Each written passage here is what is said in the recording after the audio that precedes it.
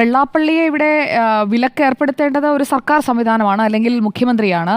ഇപ്പോൾ ഭരിച്ചുകൊണ്ടിരിക്കുന്നത് LDF സർക്കാരാണ്. LDF സർക്കാരിനെ സംബന്ധിച്ചോളം വെള്ളാപ്പള്ളി നടേശനും സമസ്തയും അതായത് ജിഫ്രി മുത്തുക്കോയ തങ്ങളും വെള്ളാപ്പള്ളി നടേശനും രണ്ട് പേരെ നമുക്ക് എടുത്തു വെച്ച് നോക്കിക്കഴിഞ്ഞിട്ടുണ്ടെങ്കിൽ രണ്ടുപേരെയും ഇടത് സർക്കാരിന് വേണം.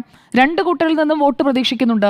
അതുകൊണ്ട് തന്നെ ജിഫ്രി മുത്തുക്കോയ തങ്ങളെയും ഒന്നും പറയില്ല. ജിഫ്രി മുത്തുക്കോയ തങ്ങൾ എന്ത് പറഞ്ഞാലും തിരിച്ചൊന്നും പറയില്ല. ഉമർ ഫൈസി മുക്കത്തെ പറയുമോ? പറയില്ല. വെള്ളാപ്പള്ളി നടേശനെയും പറയില്ല. അത് കേരളത്തിലെ ഒരു യാഥാർത്ഥ്യമാണ്. അതായത് ഈ സാമുദായിക സംഘടനകൾക്ക് വലിയ രീതിയിൽ വെള്ളവും വളവും ഇട്ടുകൊടുത്ത് തന്നെയാണ് LDFും UDFും ഇവിടെ ഭരിച്ചുകൊണ്ടിരിക്കുന്നത്. ജിഫ്രി മുത്തുക്കോയ തങ്ങളായാലും ഈ പറയുന്ന മുസ്ലിം സമുദായത്തിൽ ആരും ഇതര മതവിദ്വേഷം പറയുന്നില്ല. അവർക്ക് കിട്ടാത്തതിനെ കുറിച്ച് പറയും. അല്ല, അവർക്ക് കിട്ടാനുള്ള ചോദിച്ചു വാങ്ങുന്നുണ്ടല്ലോ. ഞാൻ പറഞ്ഞു തുടങ്ങിയതല്ലേ ഉള്ളൂ.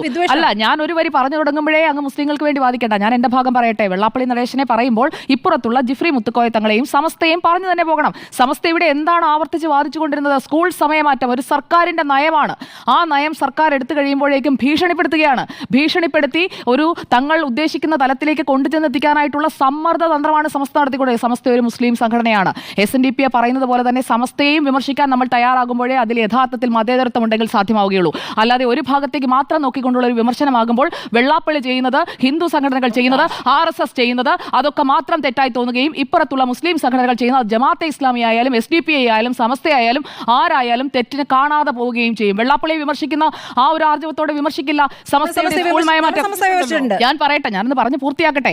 ഇവിടെ വെള്ളാപ്പള്ളിയെ കുറിച്ച് പറയുമ്പോൾ വെള്ളാപ്പള്ളി പറഞ്ഞ വാചകങ്ങളിൽ ഉൾപ്പെട്ടിരിക്കുന്ന കാര്യങ്ങൾ കൂടി പറഞ്ഞു പോകണം. ഞാൻ വെള്ളാപ്പള്ളിയെ എൻഡോഴ്സ് ചെയ്യാനോ വെള്ളാപ്പള്ളി പറഞ്ഞ കാര്യങ്ങൾ ശരിയാണ് എന്ന് അംഗീകരിച്ചു കൊടുക്കാനോ അല്ല. പക്ഷേ വെള്ളാപ്പള്ളിയെ മാത്രം പറയുന്നതിലെ അല്ലെങ്കിൽ വെള്ളാപ്പള്ളിയെ മാത്രം പിൻ പോയിന്റ് ചെയ്യുന്നതിനകത്തെ ഒരു ഗൂഢലക്ഷ്യമുണ്ട്. ആ ഗൂഢലക്ഷ്യം കേരളം തിരിച്ചറിയാതെ പോകരുത്. പറയട്ടെ, വെള്ളാപ്പള്ളിക്ക് വിലക്കില്ലേ എന്നതാണല്ലോ ചോദ്യം. ഞാൻ അതിന്റെ എന്റെ ഉത്തരത്തിലേക്ക് വരികയാണ്. ഞാൻ താങ്കൾ പറഞ്ഞപ്പോൾ ഇടപെട്ടില്ലല്ലോ, പൂർണ്ണമായും പറഞ്ഞ് പൂർത്തിയാക്കിയല്ലോ. അതിൽ സമസ്തയുടെ കാര്യത്തിലടക്കം വളച്ചൊടിക്കാൻ ശ്രമിച്ചതിൽ പോലും ഞാൻ ഇടപെട്ടിട്ടില്ല. ഓണം ക്രിസ്മസ് അവധി കുറച്ച് സ്കൂൾ സമയം ക്രമീകരിക്കാനുള്ളത് സമസ്ത മുന്നോട്ട് വെച്ച 3 നിർദ്ദേശങ്ങളിൽ ഒന്നാണ്. അത് സമസ്ത സർക്കാരിന് മുന്നിൽ വെച്ച നിർദ്ദേശമാണ്. അതായത് ഓണം ക്രിസ്മസ് അവധി അതിൽ നിന്ന് കുറച്ച് ദിവസങ്ങൾ എടുത്തുകൊണ്ട് ഈ സ്കൂൾ സമയം ഹൈക്കോടതി നിർദ്ദേശപ്രകാരം പുനഃക്രമീകരിക്കാനായിട്ടുള്ള തീരുമാനത്തിലേക്ക് എത്തൂ എന്ന നിർദ്ദേശമാണ് സമസ്ത മുന്നോട്ട് വെച്ചിരിക്കുന്നത്. അപ്പോൾ ഈ സർക്കാരിന്റെ നയം തിരുത്തുന്നതിന് സംഘടനകൾക്ക് അവസരം കൊടുക്കുന്നതിനായി അവരുടെ ചർച്ചകളിലേക്ക് ഒരു ചർച്ചയുമില്ല, നിലപാട് ഇതാണ് എന്ന് ആർജവത്തോടെ പറഞ്ഞ വി ശിവൻകുട്ടിക്ക് തൊട്ടടുത്ത ദിവസം പ്ലേറ്റ് മറിച്ചിടുന്നത് പോലെ മറിച്ചിടേണ്ടി വന്ന സാഹചര്യം കേരളം കണ്ടതാണ്. അതുപോലെ തന്നെയാണ് വെള്ളാപ്പള്ളിക്കും കീഴടങ്ങിക്കൊണ്ടിരിക്കുന്നത്. എന്റെ പോയിന്റ് അതാണ്. അതായത് ഒരു ഭാഗത്ത് സമസ്തയ്ക്ക് കീഴടങ്ങുന്നു, മറുഭാഗത്ത് വെള്ളാപ്പള്ളി എന്ത് പറഞ്ഞാലും മലപ്പുറം പ്രസംഗത്തിന് ശേഷം തൊട്ടടുത്തയാഴ്ച നടന്ന പരിപാടിയിൽ മുഖ്യമന്ത്രി പോകാതിരുന്നെങ്കിൽ മുഖ്യമന്ത്രിക്ക് ഒരു നിലപാടുണ്ട്, അല്ലെങ്കിൽ ഇടതുപക്ഷത്തിനൊരു നിലപാടുണ്ടെന്ന് പറയാമായിരുന്നു. ഇവിടുത്തെ നിലപാടെന്ന് പറഞ്ഞു കഴിഞ്ഞാൽ ഇടത്തെ കയ്യിൽ സമസ്തയും വലത്തെ കയ്യിൽ വെള്ളാപ്പള്ളിയും. അങ്ങനെ തന്നെയാണ് ഇടത് സർക്കാർ മുന്നോട്ട് പോകുന്നത് എന്നുള്ളത് കേരളത്തിൽ കൃത്യമായി ചിന്തിക്കുന്ന ബോധ്യമുള്ള രാഷ്ട്രീയ ബോധ്യമുള്ള ആർക്കും മനസ്സിലാകുന്ന യാഥാർത്ഥ്യമാണ്. അല്ലാതെ രണ്ടു കൂട്ടരെയും വെവ്വേറെയൊന്നും കാണുന്നില്ല. വോട്ടുണ്ടോ അങ്ങോട്ട് ചായും. അത് തന്നെയാണ് ഇടതുപക്ഷം ചെയ്തുകൊണ്ടിരിക്കുന്നത്. ഇപ്പോൾ വെള്ളാപ്പള്ളിയെ ഇനി അങ്ങോട്ട് എന്തൊക്കെ പറഞ്ഞാലും തള്ളിക്കളയാൻ പോകുന്നില്ല. കാരണം തദ്ദേശ തെരഞ്ഞെടുപ്പിലേക്ക് ഇനി 100 ദിവസം തികച്ചില്ല.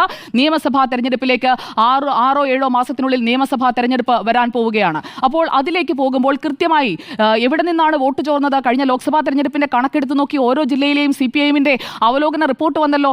ആലപ്പുഴയിലടക്കം വോട്ട് ചോർച്ചയുണ്ടായിരിക്കുന്നത് പ്രധാനപ്പെട്ട ഇടതുപക്ഷം ജയിക്കേണ്ട നിയമസഭാ മണ്ഡലങ്ങളിലടക്കം 2026 ഒരു തുടർ ഭരണം സാധ്യമാകണമെങ്കിൽ ഈഴവർ കൂടെ നിന്നേ പറ്റൂ. OBC വോട്ട് കിട്ടിയേ പറ്റൂ. ആ വോട്ടുകൾ ഒഴുകിക്കൊണ്ടിരിക്കുന്നത് BJPയിലേക്കാണ്. അത് കൃത്യമായി ഇടതുപക്ഷം CPIഎം തിരിച്ചറിഞ്ഞ കാര്യമാണ്. അത് അവരുടെ അവലോകന റിപ്പോർട്ടിലടക്കം വന്ന കാര്യമാണ്.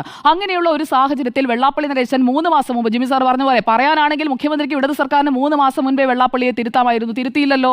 അപ്പോൾ ഇതിലും തിരുത്തുണ്ടാകുമെന്ന് പ്രതീക്ഷിക്കേണ്ട.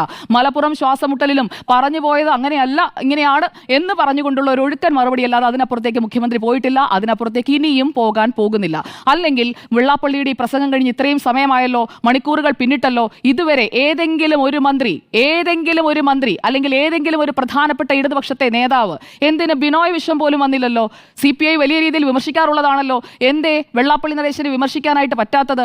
ഒരു മന്ത്രി, ഒരു നേതാവ്, ഒരാളും പറഞ്ഞിട്ടില്ല. അതുപോലെ തന്നെയാണ് ഇപ്പുറത്ത് മുസ്ലിം സംഘടനകൾ വരുമ്പോഴും ഇതേ നിലപാട് തന്നെയാണ്. വിമർശിക്കാൻ നല്ല രീതിയിൽ ഭയമുണ്ട്. പറഞ്ഞാൽ തന്നെ പൊതിഞ്ഞു പറയും, അല്ലാതെ മൊത്തത്തിൽ അങ്ങോട്ട് പറയാൻ പോവുകയില്ല. കാരണം ഈ വോട്ട് പോകുമെന്നുള്ളത്, അതായത് പ്രീണനമാണ് നയം എന്നുള്ളത് വളരെ എവിഡന്റ് ആണ്. അത് വെള്ളാപ്പള്ളിയെയും പ്രീണിപ്പിക്കും, സമസ്തയെയും പ്രീണിപ്പിക്കും, ജമാഅത്തെ ഇസ്ലാമിയെയും പ്രീണിപ്പിക്കും. അത് നമ്മൾ ഏറ്റവും ഒടുവിൽ നടന്ന തെരഞ്ഞെടുപ്പിലും കണ്ടതാണ്. ജമാഅത്തെ ഇസ്ലാമിയുടെ വോട്ട് വേണ്ട എന്ന് പറയില്ല, എല്ലാവരുടെയും വോട്ട് വേണം. പറഞ്ഞത് UDFന്റെ ചെയർമാൻ കൂടിയായ പ്രതിപക്ഷ നേതാവ് VD സതീശനാണ്. അപ്പോൾ രണ്ട് മുന്നണികളും മാറി മാറി പ്രീണിപ്പിച്ചുകൊണ്ടേയിരിക്കുകയാണ്. ഇപ്പുറത്ത് വെള്ളാപ്പള്ളി പറഞ്ഞ വാചകങ്ങളിലേക്ക് വരാം. വെള്ളാപ്പള്ളിയുടെ ഒന്നാമത്തെ പോയിന്റ് 2040 കേരളം മുസ്ലിം ഭൂരിപക്ഷമാകും. 2040 എന്ന് പറഞ്ഞു കഴിഞ്ഞാൽ 2025 നിന്ന് 15 വർഷങ്ങൾക്കിപ്പുറം ആ ഒരു സാധ്യതയുണ്ടോ? മുസ്ലിം ഭൂരിപക്ഷ പ്രദേശമായി കേരളം മാറുമോ? ഇല്ല എന്നാണ് ഉത്തരം. 2040 മുസ്ലിം ഭൂരിപക്ഷ പ്രദേശമായി കേരളം മാറണമെന്നുണ്ടെങ്കിൽ ഇവിടെയുള്ള ഹിന്ദുക്കളും ക്രിസ്ത്യാനികളും എല്ലാം കൺവേർട്ട് ചെയ്യണം. ഒന്നാകെ കൺവേർട്ട് ചെയ്താൽ മാത്രമേ, അല്ലാതെ അദ്ദേഹം സൂചിപ്പിച്ച സോക്കോൾഡ് പ്രൊഡക്ഷൻ കൊണ്ട് ഇത് സാധ്യമാകില്ല. കാരണം 15 വർഷം കൊണ്ട് ഇപ്പോൾ ഈ വർഷം പ്രൊഡ്യൂസ് ചെയ്താലും 18 വയസ്സായി വോട്ടവകാശത്തിലേക്ക് എത്തില്ലല്ലോ. അപ്പോൾ വെള്ളാപ്പള്ളിയുടെ ആ വാദം തെറ്റാണ്. അദ്ദേഹം അത് പറയാനുള്ള കോണ്ടെക്സ്റ്റ് എന്താണ് എന്നതിലേക്ക് വരാം. 30% ഇതിനകം തന്നെ 30% എത്തുന്ന കേരളത്തിലെ മുസ്ലിം പോപ്പുലേഷൻ, അതാണ് അദ്ദേഹത്തെ ഇപ്പോൾ വലിയ രീതിയിൽ ആശങ്കപ്പെടുത്തുന്ന ഒരു കാര്യം. കാരണം മുസ്ലിം പോപ്പുലേഷൻ വളരുമ്പോൾ UDFും LDFും ഫസ്റ്റ് പ്രയോറിറ്റി കൊടുക്കുന്നത് മുസ്ലിംസിനാണ്, അല്ലെങ്കിൽ ആ രീതിയിൽ ആ വോട്ട് ബാങ്ക് ഉറപ്പിച്ചു നിർത്താനായിട്ടുള്ള നയങ്ങളാണ് തുടരുന്നത്. അത് ഈഴവരടക്കമുള്ള ഹിന്ദുക്കളുടെ അവകാശങ്ങൾക്ക് മേൽ വലിയ രീതിയിലുള്ള ഒരു വിഘാതമായി മാറും. അതാണ് അദ്ദേഹത്തിന്റെ ഭയം, അല്ലെങ്കിൽ അദ്ദേഹത്തിന്റെ ഒരു ആൻസൈറ്റി എന്ന് നമുക്ക് പറയാം. അദ്ദേഹത്തിന്റെ ആ ഒരു ഉത്കണ്ഠയിൽ നിന്നാണ് ഇങ്ങനെ തുടർച്ചയായി പറഞ്ഞു കൊടുക്കുക. പക്ഷേ വെള്ളാപ്പള്ളി നടേശൻ അവിടെ തിരിച്ചറിയേണ്ടത് ഇവിടെ ഈഴവനെന്നും മുസ്ലിം എന്നും അല്ലെങ്കിൽ മറ്റൊരു മതവിഭാഗമെന്നും പറഞ്ഞുകൊണ്ട് ആളുകളെ ഇങ്ങനെ കള്ളികളിലാക്കുമ്പോൾ, ഇപ്പോൾ കാലം മാറിക്കൊണ്ടിരിക്കുകയാണ്. 2025 ഈ കള്ളി നോക്കി ആളുകൾ വോട്ട് ചെയ്യുന്ന കാലമൊക്കെ കഴിഞ്ഞു. ഇപ്പോൾ ഈഴവനാണെങ്കിലും ക്രിസ്ത്യാനിയാണെങ്കിലും മുസ്ലിം ആണെങ്കിലും വോട്ട് ചെയ്യേണ്ടത് ആർക്കാണെന്നുള്ള ബോധ്യം അവർക്കുണ്ട്. അപ്പോൾ ഈ പറഞ്ഞത് ഒരു കാര്യം കൂടെ, ഈ വിമർശനം BJPക്കും NDAക്കും അവരൊന്നും മിണ്ടാത്ത, അതെന്താ പറയാത്തെ? അല്ല, ഞാൻ പറയട്ടെ, ഞാൻ പറഞ്ഞോട്ടെ ഒന്ന്. ഇവിടെ LDFും UDFും ആണല്ലോ ഈ കാര്യത്തിൽ, അതായത് ഈഴവ വോട്ട് ബാങ്കിന് വേണ്ടി ഞങ്ങളുടേതാണ് അല്ലെങ്കിൽ അവരുടേതാണ് എന്ന് പറഞ്ഞ് തർക്കിച്ചുകൊണ്ടിരിക്കുന്നത്. ഈ രണ്ട് കൂട്ടരും ഞാൻ പറഞ്ഞോട്ടെ, ഈ സമസ്തയുടെ ഈഴവ വോട്ട് ഷിഫ്റ്റ് ചെയ്യണം. ഞാനത് സൂചിപ്പിച്ചല്ലോ.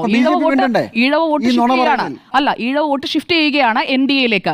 ഇവിടെ വെള്ളാപ്പള്ളി നടേശനെ എൻഡോഴ്സ് ചെയ്യുന്ന സമീപനം ആരെങ്കിലും സ്വീകരിച്ചോ എന്നതുകൂടി നമ്മൾ നോക്കണം. ഞാൻ പരിശോധിച്ചപ്പോൾ ഹിന്ദു ഐക്യവേദി അല്ലാതെ മറ്റൊരു സംഘടനകളും ഇതുവരെ അനുകൂലിച്ച് അല്ലെങ്കിൽ ഇതിനെ എൻഡോഴ്സ് ചെയ്യുന്നത്. പക്ഷേ ഹിന്ദു ഐക്യവേദി പോലും, അതായത് ഏറ്റവും എക്സ്ട്രീം ആയിട്ടുള്ള സ്റ്റാൻഡ് എടുക്കുക ഹിന്ദു ഐക്യവേദിയാണ്. അപ്പോൾ അവർ പോലും വെള്ളാപ്പള്ളി നടേശൻ പറഞ്ഞ ഈ പ്രൊഡക്ഷൻ സ്റ്റേറ്റ്മെന്റിനെ ഒരു തരത്തിലും എൻഡോഴ്സ് ചെയ്തിട്ടില്ല.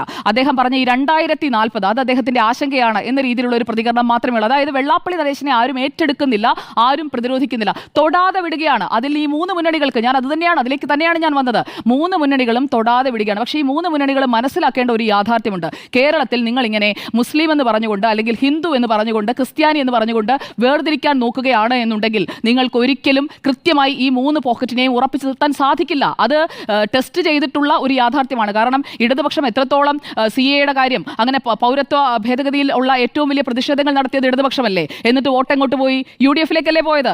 LDFിന് എന്തെങ്കിലും ഗുണമുണ്ടായോ? അപ്പോൾ ഈ പ്രീണനം കൊണ്ടൊന്നും കാര്യമില്ല. ആളുകൾക്കറിയാം മുസ്ലിം കൺസോളിഡേഷൻ വേണമെന്ന് അവർ തീരുമാനിച്ചാൽ അവിടെ ചെയ്യും, ഈഴവ കൺസോളിഡേഷൻ വേണമെന്ന് തീരുമാനിച്ചാൽ അവിടെ ചെയ്യും. പക്ഷേ ഈഴവ കൺസോളിഡേഷൻ വേണോ എന്ന് തീരുമാനിക്കുന്ന തരത്തിൽ ജിഫ്രി മുത്തുക്കോയ തങ്ങളോ അല്ലെങ്കിൽ പാണക്കാട് തങ്ങളോ ഒക്കെ വിചാരിക്കുന്ന രീതിയിൽ ഈ മുഴുവൻ സമുദായത്തെ ഒന്നിച്ചു നിർത്താനായിട്ടുള്ള ഒരു കേപ്പബിലിറ്റി അത് SNDP യോഗം ജനറൽ സെക്രട്ടറിക്ക് ഉണ്ടോ? അതാണ് അദ്ദേഹം പ്രൂവ് ചെയ്യേണ്ടത്. അദ്ദേഹം പറയുന്ന സ്ഥാനാർത്ഥി അദ്ദേഹം വിജയിപ്പിച്ച് കാണിക്കണം. KC വേണുഗോപാലിനെ തോൽപ്പിക്കാൻ പറ്റിയോ? പറ്റിയില്ല. അദ്ദേഹം വിജയിപ്പിച്ച് കാണിക്കണം. ഇവിടെ മുസ്ലിം സംഘടനകൾക്ക് അത് സാധിക്കുന്നുണ്ട്. അവർ മുസ്ലിം കൺസോളിഡേഷൻ ഉണ്ടാകും. ഇവിടെ നിലമ്പൂരിൽ എന്തൊക്കെ സംഭവിച്ചാലും ആര്യാടൻ ഷൗക്കത്ത് ജയിക്കും എന്ന് പാണക്കാട് തങ്ങൾ പറയുന്നത് എന്തുകൊണ്ടാണ്? അവരവിടെ ഗ്രൗണ്ടിൽ ഇറങ്ങി അതിനെ പണിയെടുത്തത് കൊണ്ടാണ്. ലീഗ് അവിടെ പണിയെടുത്തത് കൊണ്ടാണ്. എന്തൊക്കെ സംഭവിച്ചാലും അവിടെ ആര്യാടൻ ഷൗക്കത്ത് ജയിച്ചിരിക്കും ഇത്തവണ എന്ന് അവർ പറയുന്നു. കൃത്യമായി അവിടെ ജയിക്കുന്നു. അവിടെ വേറെ എന്തൊക്കെ തരത്തിലുള്ള എന്ത് കൺസോളിഡേഷൻ വന്നാലും ജയിക്കാതിരിക്കാൻ അല്ലെങ്കിൽ തങ്ങളുടെ ഭാഗം വിജയിപ്പിക്കാനായിട്ടുള്ള പണി അവർക്കറിയാം. ആ പണി വെള്ളാപ്പള്ളിക്ക് അറിയാമോ? എന്റെ ചോദ്യം അത്രയേ ഉള്ളൂ. ആ പണി വെള്ളാപ്പള്ളിക്ക് അറിയാമോ? വെള്ളാപ്പള്ളി നടേശൻ ഇപ്പോൾ വലിയ ആർജവത്തോടെ പറയുന്നു നമ്മൾ ഒന്നിച്ചു നിൽക്കണം. അദ്ദേഹത്തിന്റെ കൂടെ ഒന്നിച്ചു നിൽക്കാൻ ഈ പറയുന്ന ഈഴവ വിഭാഗത്തിൽപ്പെടുന്ന ജനങ്ങൾ മുഴുവനായി ഒന്നിച്ചു നിൽക്കുമോ? അദ്ദേഹം പറയുന്നത് പോലെ നിൽക്കും. അങ്ങനെയാണെങ്കിൽ അദ്ദേഹം പറയുന്ന പാർട്ടിക്കല്ലേ വോട്ട് ചെയ്യേണ്ടത്? അദ്ദേഹം ഇടതുപക്ഷത്തിനൊപ്പം നിന്നപ്പോൾ എന്തുകൊണ്ട് ഇടതുപക്ഷത്തിന് ഈ ആളുകൾ മുഴുവൻ വോട്ട് ചെയ്തില്ല? എന്തുകൊണ്ട് അവർ BJPയിലേക്ക് പോയി? BJPയിൽ നിന്ന് വെള്ളാപ്പള്ളി ഒന്നും പറഞ്ഞില്ലല്ലോ.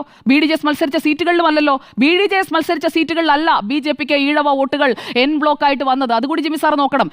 ആലപ്പുഴയിൽ ശോഭാ സുരേന്ദ്രൻ, ആറ്റിങ്ങലിൽ V മുരളീധരൻ, ഇവരൊന്നും BDJSന്റെ ഭാഗമല്ല. രണ്ടുപേരും BJPയുടെ നേതാക്കളാണ്. അവരിലേക്ക് എങ്ങനെയാണ് ഈഴവ വോട്ടുകൾ ഒഴുകിയെത്തിയത്? ആ ഈഴവ വോട്ടുകൾ ഒഴുകിയെത്തിയത് വെള്ളാപ്പള്ളി പറഞ്ഞിട്ടാണോ? വെള്ളാപ്പള്ളി നടേശൻ പോയി വോട്ട് ചെയ്യണമെന്ന് ഈ ഓരോ യൂണിയനിലും പോയി പറഞ്ഞിട്ടാണോ? സുജയ, പക്ഷേ വെള്ളാപ്പള്ളി നിലമ്പൂരിൽ നടത്തിയ പ്രസംഗം ശരിയാണ് എന്ന് K സുരേന്ദ്രൻ പറഞ്ഞിരുന്നു കേട്ടോ.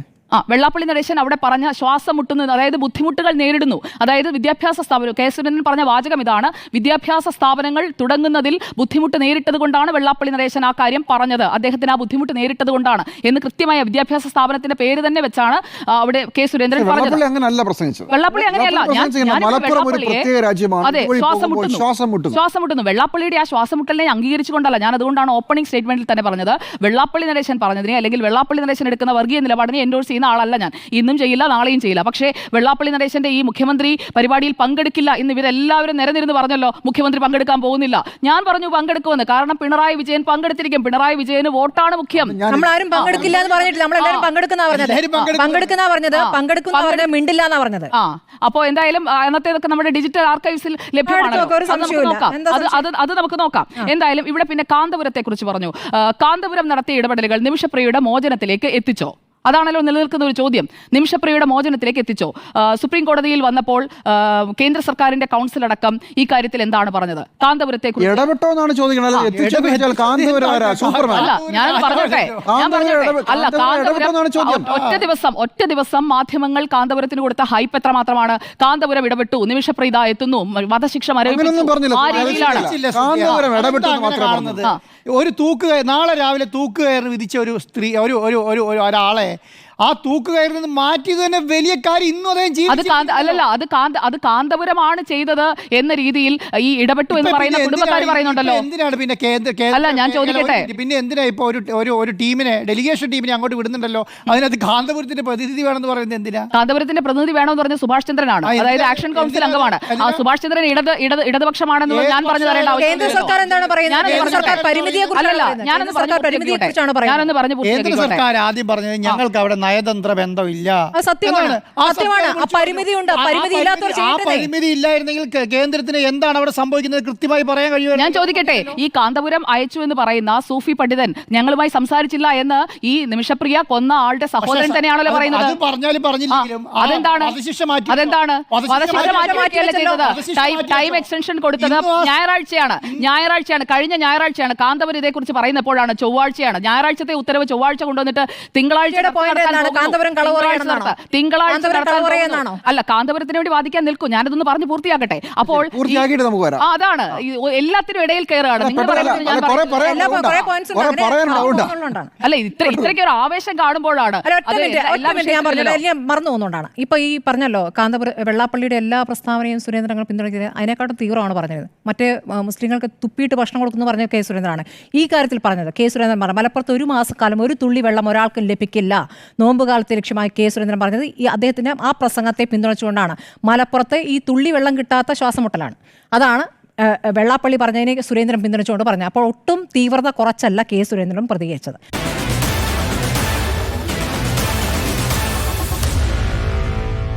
Meet the editors.